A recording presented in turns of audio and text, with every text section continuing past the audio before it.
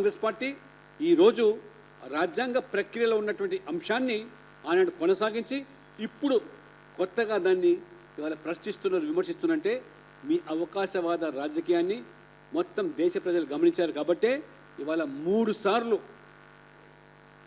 రాహుల్ గాంధీ నాయకత్వంలో ఏ రకంగా 100 సీట్లు సాధించలేని మీ నాయకుడు ఢిల్లీలో రేవంత్ రెడ్డి గారు ఏమంటున్నారు ఉచితాల గురించి మరి ఆ యొక్క ఇండియా పంక్తిలో ప్రశ్నిస్తే ఈ పోటీలో తట్టుకోవాలన్నప్పుడు ఈరోజు టెస్ట్ మ్యాచ్లు కాదు నేను 2020 మ్యాచ్ ఆడతానని చెప్తున్నాను. అంటే 2020 మ్యాచ్లో ఏదైనా అబద్ధాలు, ఏదైనా మోసాలు, ఫేక్ ప్రచారాలు చేయొచ్చు. వారి యొక్క నిర్వచనం చూస్తూ ఉంటాయి. అయ్యా రేవంత్ రెడ్డి గారు మొన్న జరిగిన ఢిల్లీలో 2020 మ్యాచ్లో 0 డక్అవుట్ అయినటువంటి కాంగ్రెస్ పార్టీ రాహుల్ గాంధీ మర్చిపోతున్నారు మీరు.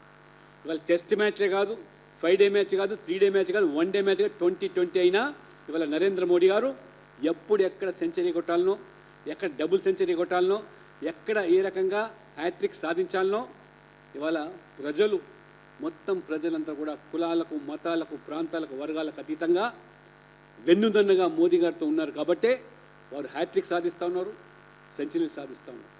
వారు హ్యాట్రిక్ విక్టరీలు సాధిస్తూ ఉంటే హ్యాట్రిక్ డక్అవుట్లు మీరు రాహుల్ గాంధీ అవుతారు. మొన్న తెలంగాణలో కూడా నువ్వు కూడా డక్అవుట్ అయినావు.